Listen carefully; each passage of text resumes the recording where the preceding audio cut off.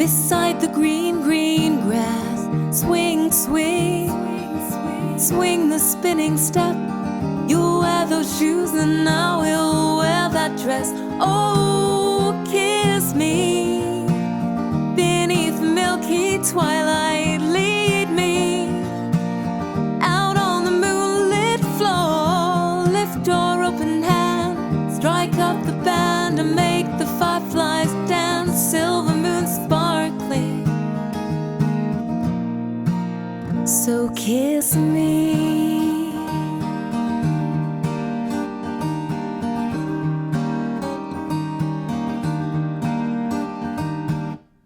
Kiss me down by the broken tree house. Swing me up on its hanging tire. Bring your flowered hat. We'll take the trail marked on your father's map. Oh, kiss me beneath the milky twilight. Lead me out on the moonlit floor. Lift your open hand, strike up the band and make the fireflies dance. Silver moon sparkling, so kiss me.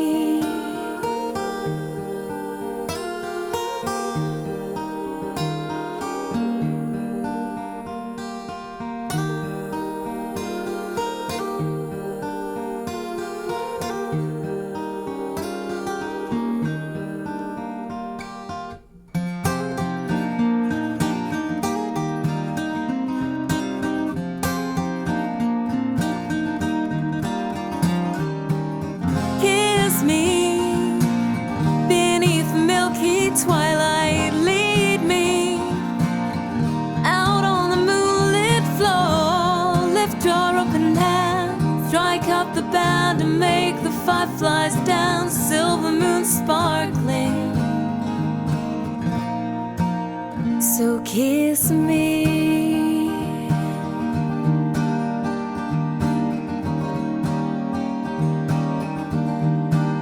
So kiss me.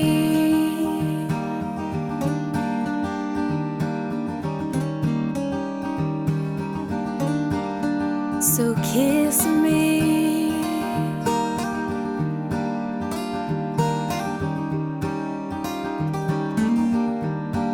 So kiss me.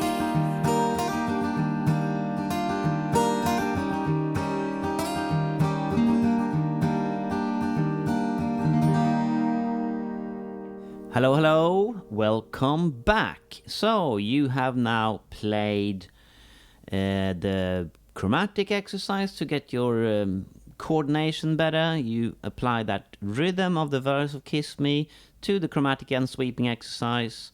You worked out how to play major, major 7 and dominant 7 everywhere. Let's start learning this song. So we need one of these capos because the song is in E flat. But we don't want to play in E flat because we're just one little acoustic guitar player here. So we can put a capo here on fret 3. Play a C and it sounds like E flat. Let's go through the examples. This is all the verse example stuff that we're going to do today. The first example, which I have named example 1. Amazing, isn't it? It's basically the intro. So it's what you don't want to do is play all strings and really heavy-handed. You want to be gentle with this and you want to divide up the strumming. So one thing I need to mention is that there's actually 2 guitars on the recording, and the first one is probably only doing this.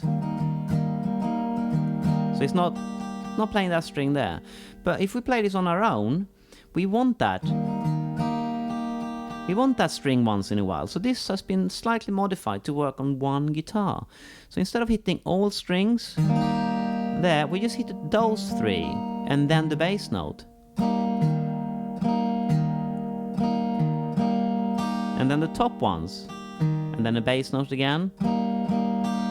So the first bar sounds like this. So if you were had that rhythm that we've been practicing in mind, you notice that that's not actually what I played. And that's because when the song starts, the first beat is only 2/8 notes. Okay? From then and on, it's that rhythm you've been practicing. So second bar, third bar, fourth bar,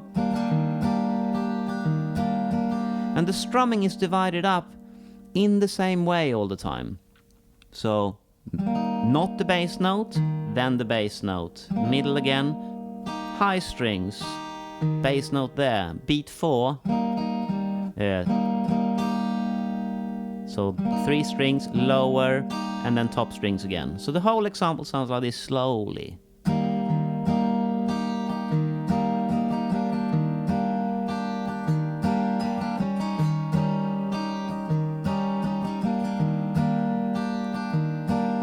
And then we repeat that and we play that 8th note again.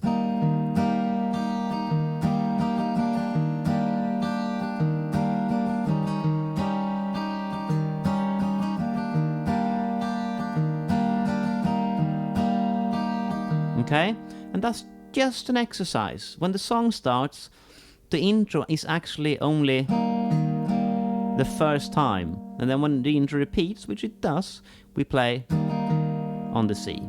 Anyway, here it is to a click. 96 BPM. 4 BPM slower than the original, because I felt no drummer, bass player and stuff. It was getting a bit too hectic, so I lowered it 4 BPM.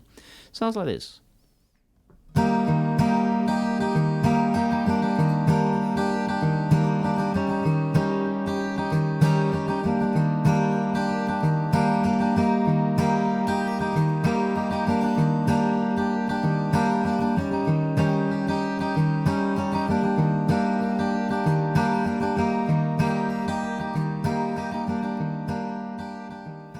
Okay then, example 2. This is like the verse, so it's basically like the intro. It's just that we play same rhythm all the time.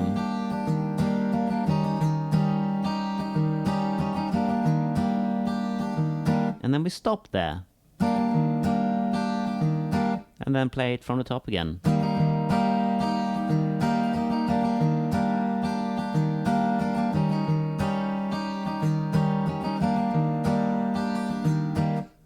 And it's good to have these 2 different variations here. So the first one was 8th note in the beginning, and this one is a stop at the end.